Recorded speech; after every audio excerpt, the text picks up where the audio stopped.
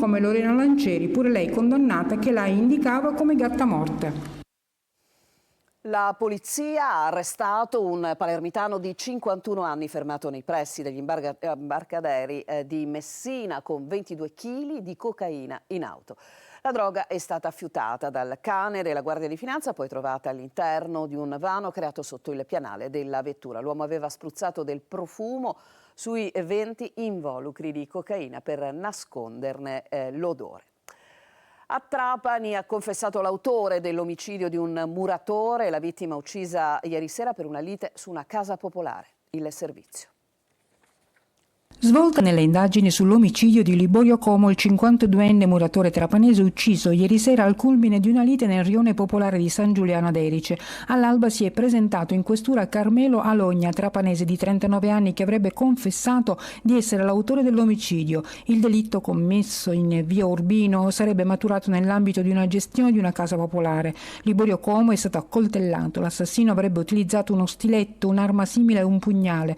Dalla ricognizione cadaverica eseguita dal medico legale, il cadavere presentava ferite da arma da taglio alla testa e al torace. La procura ha disposto l'autopsia. Intanto proseguono le indagini degli investigatori della squadra mobile. Già da subito era stata esclusa la pista della criminalità organizzata o delinquenza comune. Si era pensato a una questione di donne. Poi stamane la svolta. Il cadavere è stato rinvenuto nei pressi di un locale conosciuto come Aputia.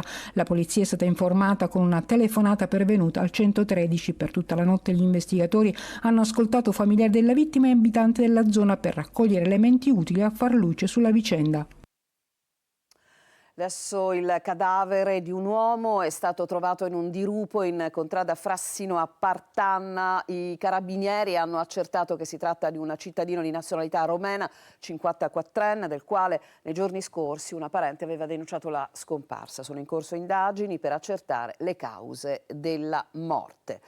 La Chiesa di Sicilia unita contro la mafia. I vescovi di tutte le diocesi dell'isola riuniti a Palermo per ribadire l'impegno a diventare sempre più una forza etica, sociale e culturale, partendo dalla formazione dei giovani. Adelaide Barbagallo.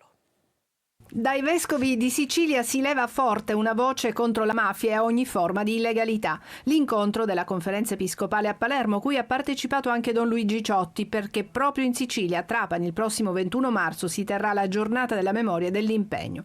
Nonostante gli sforzi e i sacrifici finora compiuti, il fenomeno mafioso persiste. Da qui l'urgenza di azioni ancora più incisive. I rapporti tra mafia, politica, corruzione e mafia, ha detto il procuratore nazionale, diffusi, disincantati, pragmatici. Le mafie si sono trasformate, loro cambiano. Gli obiettivi restano gli stessi, la durata del denaro, il potere, la forza, quello resta. E allora tocca a noi darci da fare di più. Una Chiesa unita dunque contro le mafie, impegnata a diventare sempre più una forza etica, sociale, culturale, partendo dagli oratori, i luoghi dove formare i giovani, soprattutto nei quartieri di periferia, togliendoli dalla strada e, come faceva padre Pino Puglisi, alla manovalanza mafiosa. Cercare di capire lentamente, studiare fino in fondo come dobbiamo rimodulare questa attività straordinaria nei confronti dei giovani, anche in seguito al protocollo che abbiamo firmato con il governo regionale, il quale ha riconosciuto il valore sociale, civile e culturale dei nostri oratori. A Palermo i vescovi di Sicilia hanno anche riflettuto sul ruolo della Chiesa e sulla necessità di unire la testimonianza cristiana con la responsabilità civile. Adesso a Catania il 90% delle colonnine dei parcometri è fuori uso, prese di mira da vandali che rubano le batterie. Il servizio. Un autentico raid contro la sosta a pagamento o la spregiudicata azione di bande impegnate a razziare le batterie dei nuovi parcometri. Catania si interroga sull'ennesimo scempio che danneggia le casse di AMTS e naturalmente gli utenti. Sotto tiro il 90% delle colonnine piazzate in tutta la città, alcune fatte saltare con le bombe a capodanno, altre depredate delle batterie che servono per alimentarle. Purtroppo l'azienda e in generale la città ha subito gravi episodi di vandalizzazione sui parcometri, con oltre 220 dispositivi su 300 gravemente danneggiati.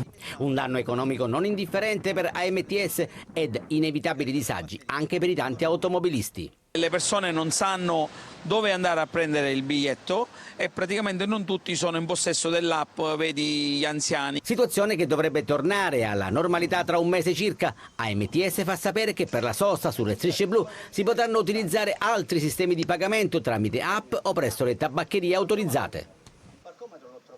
Adesso ci fermiamo, c'è una pausa, torniamo tra poco, andremo alla politica e soprattutto a una polemica che continua ad infuriare dopo l'elezione del nuovo assessore alla sanità. A tra poco.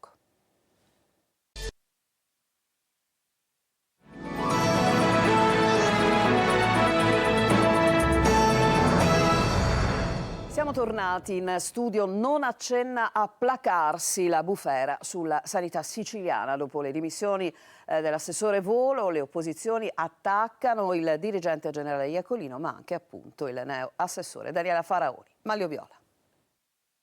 Una nomina in piena continuità con quel che è stato fatto fino ad ora.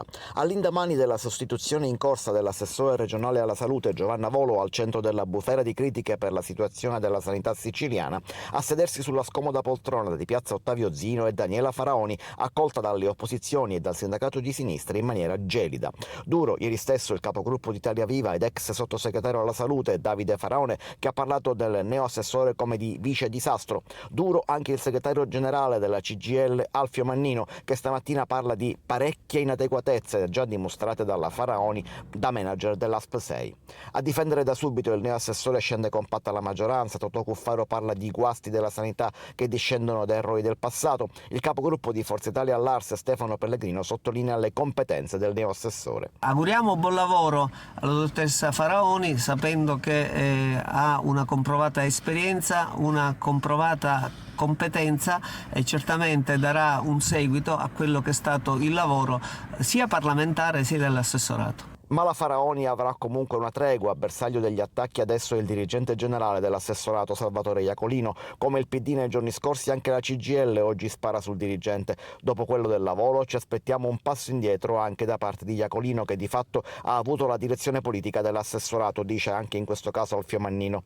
Il cambio del dirigente è una possibilità concreta adesso, sia per completare l'operazione di spegnimento delle polemiche, sia perché la Faraoni ha lasciato libero il posto all'ASP 6, che è pur sempre il primo amore proprio di Iacolino, e per quel posto il dirigente generale ha tutti, ma proprio tutti, i titoli.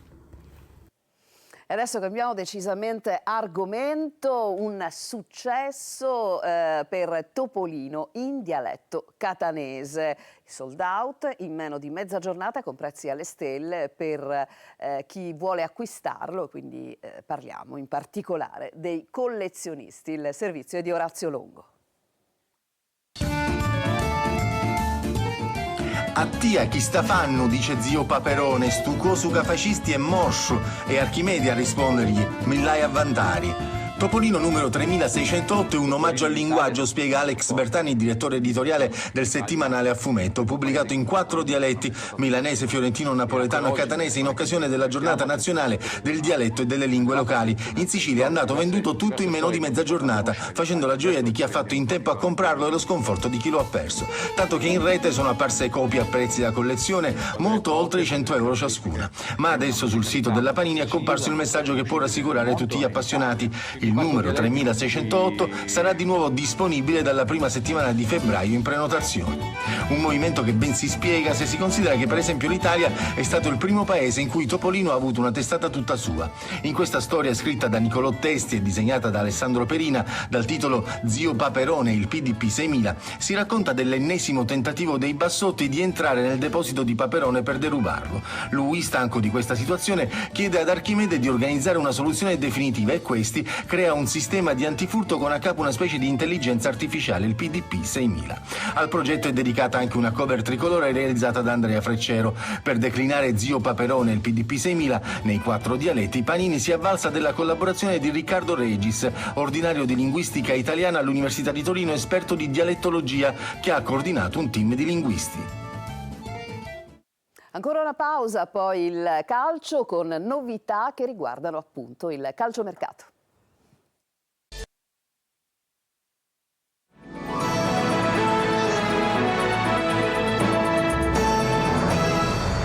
Siamo al calcio, tempi di ufficializzazioni, 2 per il Catania, altrettante per il Messina. Parliamo di calciomercato. Francesco Triolo.